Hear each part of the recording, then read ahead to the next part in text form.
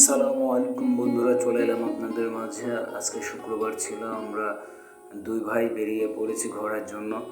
আর আসলে শহরের ভিতর ঘোরার ইচ্ছা ছিল, তারপরেও শহরে ঘুরতে পারি নাই, কারণ গাড়ি অনেক ধরছিল পুলিশে। যার কারণে দুই ভাই বেরিয়ে পড়লাম গ্রামের ভিতরে। গ্রামের ভিতর যেতে যেতে হঠাৎ করে সেই আবার গাদি খেলা দেখার পেলাম। তারপরে দুই ভাই দাঁড়িয়ে অনেক সময় ধরে গাদি খেলা দেখলাম। যদিও কোনো দল হলো একটাও গাদি দিতে পারে নাই। তারপরেও খেলাটা অনেক ভালো লাগতেছিল, কারণ হচ্ছে দুই দলই অনেক হার্ড, মানে তারা অনেক চেষ্টা করছিল গাদি দেওয়ার, কোনো মতেই গাদি দিতে পারে নাই। তো অনেকক্ষণ দাঁড়িয়েছিলাম দুই ভাই। দাঁড়িয়ে থাকার পরে আশেপাশে অনেক দর্শক ছিল যারা গাদি খেলা নিয়ে অনেক এক্সাইটেড ছিল। অনেক মজা লাগতেছিল যে আজকে আবার গাদি খেলা দেখার পেলাম। তাই ভাবলাম যে আপনাদের সাথে শেয়ার করি গাদি খেলা, কারণ এই গাদি খেলাটা গ্রাম বাংলার ঐতিহ্যবাহী একটা খেলা ছিল একটা সময়। আস্তে আস্তে এই খেলা বিলুপ্তর পথে, খেলাগুলো হয় না।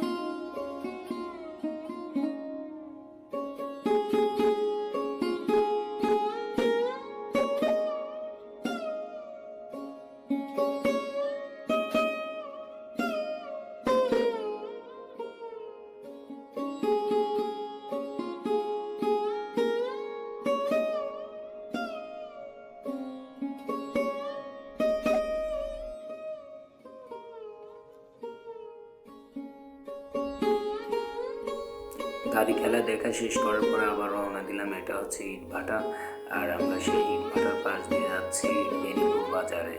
বেনিপুর বাজারে যাওয়ার একটা কারণ আছে, যাওয়ার পথে আবার ফুটবল খেলা দেখা হলো। যে ফুটবল খেলা দেখার পরে ভাবলাম যে ফুটবল খেলাও একটা ভিডিও করি, আপনাদের সাথে শেয়ার করি। ফুটবল খেলাটা যে ভাইরা করতেছিল পাগল কি আর কি, বড় গোল কিনা পাগল কি, প্রায় একটা দলও গোল করতে পারেনি। সেটা না দেখে আমরা আবার রওনা দিলাম হলো কিসের পথে। এটা হচ্ছে মসজিদ, বিআরবি করে দিয়েছে। এই মসজিদ নিয়ে অন্য একদিন ভিডিও দেবো।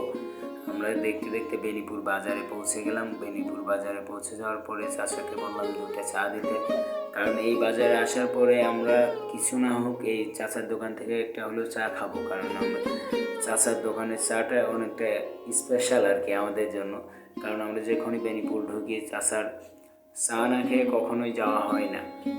আমি বসে আছি আর লিমন ভিডিওটা করলো, তারপরে চা বানিয়ে দিলাম, আমরা চা খেলাম। চা খাওয়ার পরে আর চাচা অনেক মজা করে চা বানায়, যার কারণে চাটা এত স্পেশাল।